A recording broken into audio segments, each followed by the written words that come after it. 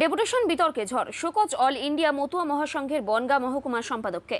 BJP বিধায়ক অশোক কীর্তনীয়ের পরিবারের বিরুদ্ধে অনুপ্রবেশের অভিযোগ তুলে অল ইন্ডিয়া মতুয়া মহাসংঘের প্যাডে বনগাঁ মহকুমা শাসকের কাছে অভিযোগ দায়ের করায় বিতর্ক শুরু হয়েছে মতুয়া মহলে। সংগঠনের বনগাঁ মহকুমা কমিটির সম্পাদক প্রসেনজিৎ বিশ্বাসকে শোকজ করেছে সংগঠনের সংঘাধিপতি মমতা ঠাকুর। তবে এই ঘটনাকে কেন্দ্র করে ইতিমধ্যে শোরগোল পড়েছে রাজনৈতিক অঙ্গনেও।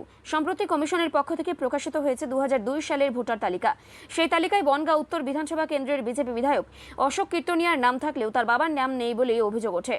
এই প্রসঙ্গকে সামনে রেখেই চলতি মাসের 11 তারিখে অল ইন্ডিয়া মতুয়া মহাসংঘের বনগাঁ মহকুমা কমিটির পক্ষ থেকে মহকুমা শাসকের কাছে একটা ডেপুটেশন জমা দেওয়া হয়। নেতৃত্বে ছিলেন কমিটির সম্পাদক প্রসেনজিৎ বিশ্বাস। কিন্তু অল ইন্ডিয়া মতুয়া মহাসংঘের পক্ষ থেকে জানানো হয়েছে প্রসেনজিৎ বিশ্বাস কোনো আলোচনা ছাড়াই ব্যক্তিগত উদ্যোগে এই পদক্ষেপ নিয়েছেন, যা মতুয়া আন্দোলনের নীতি ও উদ্দেশ্যের পরিপন্থী। তাই তাকে শোকজ করা হয়েছে। সংগঠনের সংঘাধিপতি মমতা ঠাকুর কি বললেন শুনবো।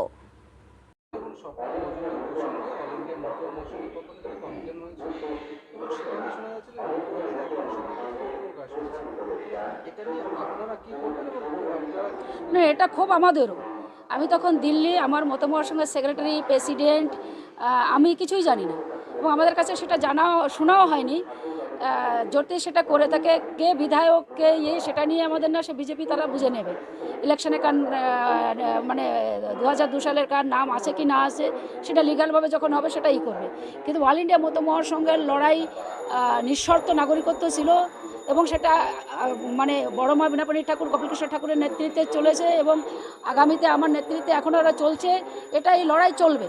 তো সেখানে দাঁড়িয়ে অল ইন্ডিয়া মতমহাসংঘ এরকম করে যেটা করেছে প্রসেনজিৎ, সেটাকে আমরা অল ইন্ডিয়া মতমহাসংঘ সেটা আমরা জানার পরে শোকেস করেছি যে এটা এইভাবে করতে পারো না তুমি। তো এটাকে নিয়ে আমরা শোকেস করেছি এবং যারা ঠাকুরের ভক্তরা যারা অনেকে বিভ্রান্তি হচ্ছে, আমাকেও ফোন করেছে যে মা এটা কী হলো। সেটা আমরা বললাম যে এটা আমরা জানি না, আমার অল ইন্ডিয়া মতমহাসংঘ জানে না।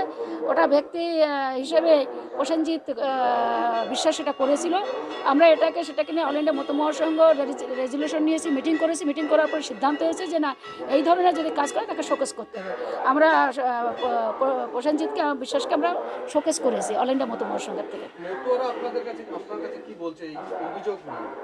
না, তারা বলছে যে মা সারা জীবন ভরে এই যে লড়াই, পিয়ার ঠাকুর উদ্বাস্তুদের জন্য লড়াই করেছে, তারপরে বড় মা বিনাপানি, সংঘাধিপতি কপিলকৃষ্ণ ঠাকুর, এবং আপনি যে লড়াই করে যাচ্ছেন, যে এই লড়াইতে এখন যদি আপনারা এখানে এসে তাহলে তো এই 2002 সালের যে বের করেছে, যে ইলেকশন কমিশন যে নোটিশটা বের করেছে, এতে তো বহু লোকেই তাহলে হবে। তাহলে মা তোমার লড়াই কি শুধু কে বিজেপি? বললাম না, এটা তো আমার কে মানে পার্টি হিসেবে লড়াই নেই, লড়াই হচ্ছে সেন্ট্রাল গভর্নমেন্টের বিরুদ্ধে।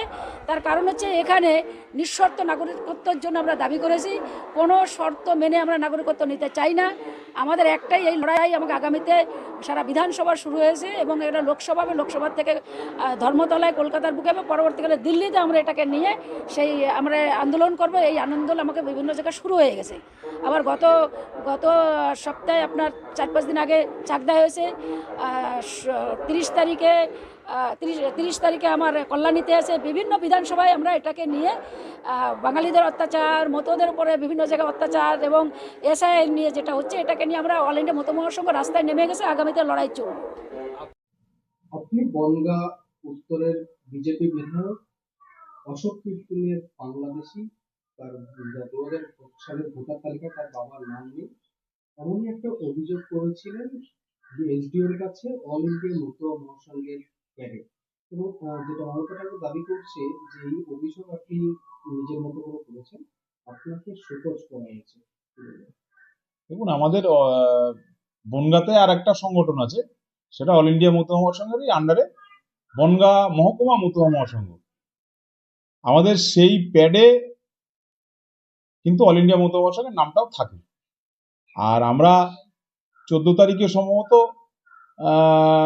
অনুষ্ঠানটা আমরা ডেপুটেশনটা করেছিলাম।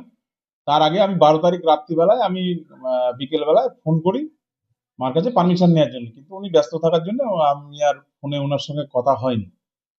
তো এটা সত্যি কথা, এটা আমি বনগাঁ মহকুমা কমিটির পক্ষ থেকেই আমি ডেপুটেশনটা করেছি। আমি যেহেতু একজন আইনজীবী, আমি দেখলাম যে দেশে যে হারে এসআইআর নিয়ে চিৎকার চেঁচামেচি হচ্ছে, সাধারণ মানুষ ভীত সন্ত্রস্ত হচ্ছে, সেই জন্য আমি এইটাই বলতে চেয়েছি যে একজন বিধায়কের এই অবস্থা, তার বাবার নাম ভোটার লিস্টে নেই 2002 সালে, সাধারণ মানুষের কোনো ভয় নেই, এই মেসেজটা দেওয়ার জন্য আমি করেছি।